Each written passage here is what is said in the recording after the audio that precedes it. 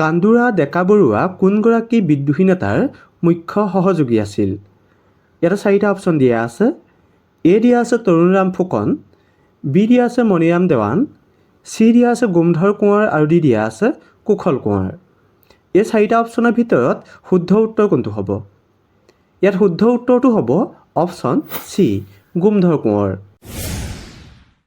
1947 চনৰ 15 আগষ্টত লখিমপুৰ জিলাত ভাৰতৰ ত্ৰিৰংগা পতাকা কোনে উত্তোলন কৰিছিল? ইয়াত 4টা অপশ্যন দিয়া আছে। এ দিয়া আছে তীৰ্থনাথ হাজৰিকা, বি দিয়া আছে চন্দ্ৰধৰ বৰুৱা, চি দিয়া আছে লীলাধৰ বৰুৱা আৰু ডি দিয়া আছে গোপীনাথ বৰদলৈ। এই 4গৰাকীৰ ভিতৰত শুদ্ধ উত্তৰ কোনটো হ'ব? ইয়াতে শুদ্ধ উত্তৰটো হ'ব অপশ্যন এ তীৰ্থনাথ হাজৰিকা। অসম চিকিৎসা মহাবিদ্যালয় স্থাপনৰ সময়ত অসমৰ মুখ্যমন্ত্ৰী কোন আছিল? ইয়াতে 4টা অপশ্যন দিয়া আছে।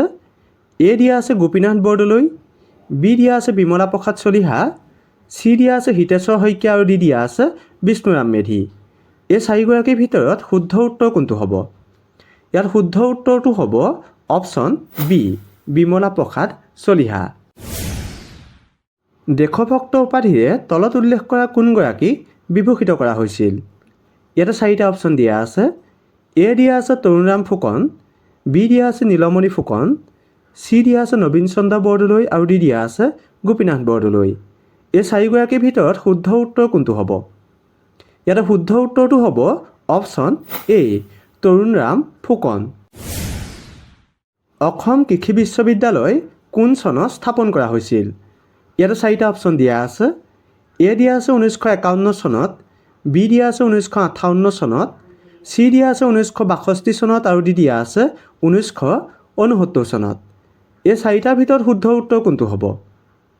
ইয়াত শুদ্ধ উত্তৰটো হ'ব অপশ্যন ডি 1969 চনত। তলত উল্লেখ কৰা কোনগৰাকীক ত্যাগবীৰ উপাধিৰে বিভূষিত কৰা হৈছিল? ইয়াতে 4টা অপশ্যন দিয়া আছে।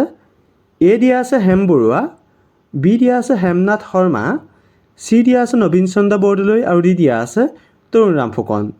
এই 4গৰাকীৰ ভিতৰত শুদ্ধ উত্তৰ কোনটো হ'ব? ইয়াত শুদ্ধ উত্তৰটো হ'ব অপশ্যন এ হেম বৰুৱা। মণিৰাম দেৱানে কলিকতাৰ পৰা কন্দৰ্পেশ্বৰ সিংহলৈ পঠিওৱা পত্ৰখন কাৰ হাতত পৰিছিল?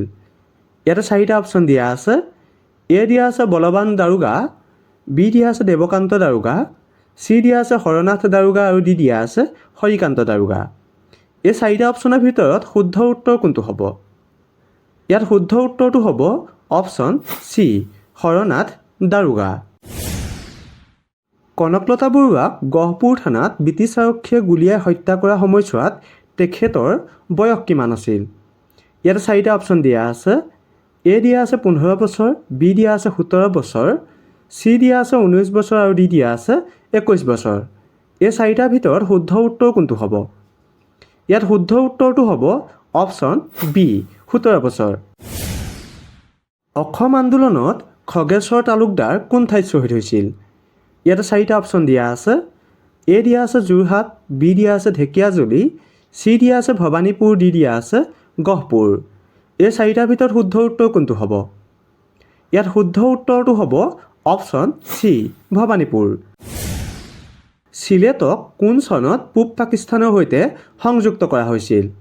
ইয়াতে 4টা অপশ্যন দিয়া আছে। এ দিয়া আছে 1931 চনত, বি দিয়া আছে 1942 চনত, চি দিয়া আছে 1947 চনত আৰু ডি দিয়া আছে 1950 চনত। এই 4টাৰ ভিতৰত শুদ্ধ উত্তৰ কোনটো হ'ব আপোনালোকে কমেণ্ট কৰি জনাব।